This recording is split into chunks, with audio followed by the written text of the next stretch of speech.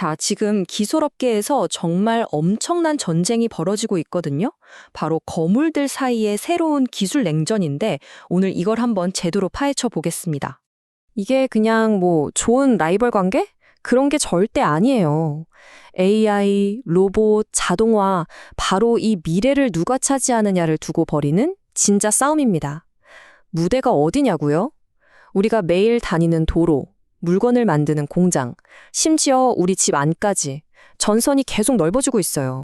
이 전쟁의 한가운데 3명의 리더가 서 있습니다. 저마다 미래를 거머쥐기 위한 전략이 완전히 달라요. 과연 이 중에서 최후에 웃는 사람은 누가 될까요? 자, 그럼 첫 번째 전장부터 한번 가볼까요? 바로 우리가 매일같이 달리는 이 도로입니다. 이 싸움의 핵심을 알려면요, 이걸 꼭 알아야 합니다. 바로 자율주행 기술의 성배라고까지 불리는 엔드-투-엔드 스택이라는 개념인데요. 자, 지금 보시는 이 그림이 정말 재밌어요. 시장에서 꽝 하고 부딪히고 있는 완전히 다른 두 가지 철학을 보여주거든요. 한쪽은 우리만 쓸 거야 하면서 모든 걸 직접 만드는 폐쇄적인 전략. 다른 한쪽은 자, 여기 무기 있습니다. 이걸로 싸우세요 하면서 판을 깔아주는 개방적인 전략인 거죠.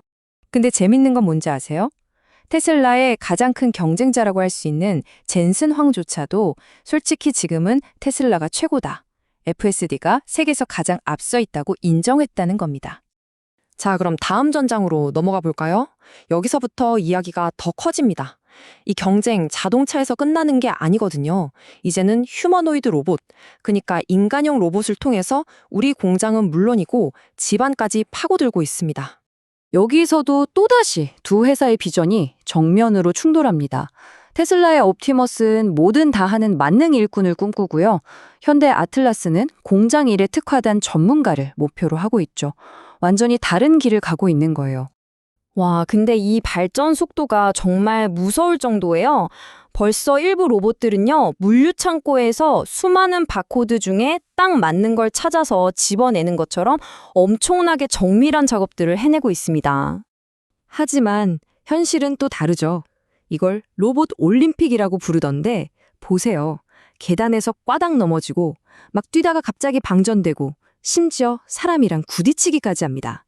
이 장면 하나만 봐도 알 수 있죠.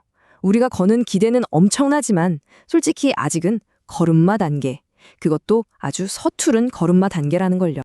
자, 그렇다면 이 어설픈 로봇을 정말 유능하게 만들어줄 핵심 기술, 그 비결은 대체 뭘까요? 그 답이 바로 월드 모델이라는 개념에 있습니다. 어쩌면 이게 바로 이 기술 전쟁의 승패를 가를 진짜 비밀 병기일지도 모릅니다. 월드 모델이 뭐냐면요. 쉽게 말해 AI의 상상력이라고 생각하시면 돼요. AI가 머릿속에 세상이 어떻게 돌아가는지에 대한 시뮬레이터를 하나 가지고 있는 거죠. 덕분에 실제 세상에서 뭘 부수거나 다치게 하지 않고도 이 가상 놀이터 안에서 수백만 번이고 연습해 볼 수 있는 겁니다. 이게 무슨 말이냐면 이런 비유를 생각해 보세요. 여러분이 깜깜한 여러분 방에 들어갔다고 쳐요. 불이 꺼져 있어도 침대는 피하고 책상도 안 부딪히고 문까지 찾아갈 수 있잖아요? 그쵸? 그게 왜 가능할까요? 머릿속에 이미 방 구조에 대한 지도가 있기 때문이죠. 바로 이게 AI의 월드 모델이 작동하는 방식과 똑같습니다. 이 내적인 지도가 있으니까 복잡한 세상에서도 길을 잃지 않는 거예요. 이 계란 프라이 테스트 비율을 보면 더 확실해집니다.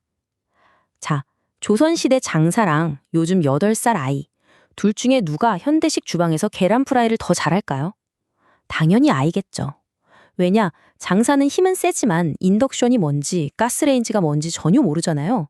즉, 주방에 대한 월드 모델이 없는 거죠. 반면에 아이는 힘은 약해도 엄마 아빠가 요리하는 걸 수없이 봐왔기 때문에 주방이 어떻게 돌아가는지 압니다. 바로 이겁니다. 중요한 건 단순한 신체 능력이 아니라 그 환경을 이해하는 월드 모델이라는 거죠. 자, 그럼 이 얘기들이 왜 이렇게 중요할까요? 왜 다들 이렇게 목숨을 걸고 덤벼드는 걸까요? 간단합니다. 여기에 걸린 돈이, 그 판돈이 정말 어마어마하기 때문입니다. 특히 현대차 입장에서 보면 동기가 아주 확실합니다. 테슬라랑 시가총액 차이가 지금 엄청나게 나잖아요. 이 격차를 확 줄일 수 있는 게임 체인저로 바로 이 로봇 기술을 보고 있는 겁니다. 이 숫자를 좀 보세요. 390억 달러. 이게 얼마냐면요. 거의 50조 원에 가까운 돈입니다. 로봇 만드는 스타트업, 피겨 AI라는 회사가 최근에 인정받은 기업 가치예요. 이 분야에 쏟아지는 돈의 규모가 이 정도입니다. 투자자들은 더 이상 휴머노이드 로봇을 먼 미래의 공상과학 소설로 보는 게 아니라 정말 코앞에 닥친 현실로 보고 있다는 증거죠. 그리고 또 다른 숫자, 20만 대. 이게 바로 2029년까지 피겨 AI가 생산하겠다고 목표로 내건 로봇의 수입니다. 그냥 몇 대 만들어보는 수준이 아니죠. 거의 공장처럼 찍어내겠다는 건데 그만큼 시장이 폭발할 거라는 엄청난 자신각을 보여주는 대목입니다. 반면에 이 숫자 4만 4천 대는 현대차가 느끼는 압박감을 보여줍니다. 현대가 인수한 보스턴 다이내믹스가 지금 계속 적자거든요. 이 적자를 겨우 메우고 손익분기점을 넘으려면 로봇 스팟을 매년 이만큼은 팔아야 한다는 계산이 나옵니다. 정말 엄청난 투자를 한 만큼 이걸 빨리 돈으로 만들어야 하는 압박이 어마어마한 거죠. 그리고 마지막 숫자 6조 원. 어쩌면 이게 가장 현실적인 이유일 수도 있겠네요.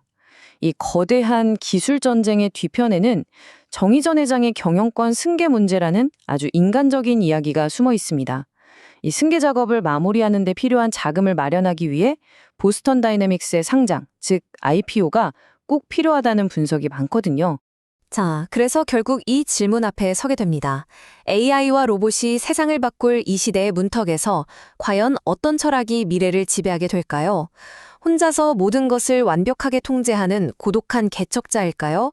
아니면 모두에게 무기를 쥐어주며 함께 판을 키우는 생태계의 설계자일까요? 여러분은 어느 쪽이 이길 거라고 생각하시나요? 미래는 우리에게 어떤 답을 들려줄지 정말 궁금해집니다.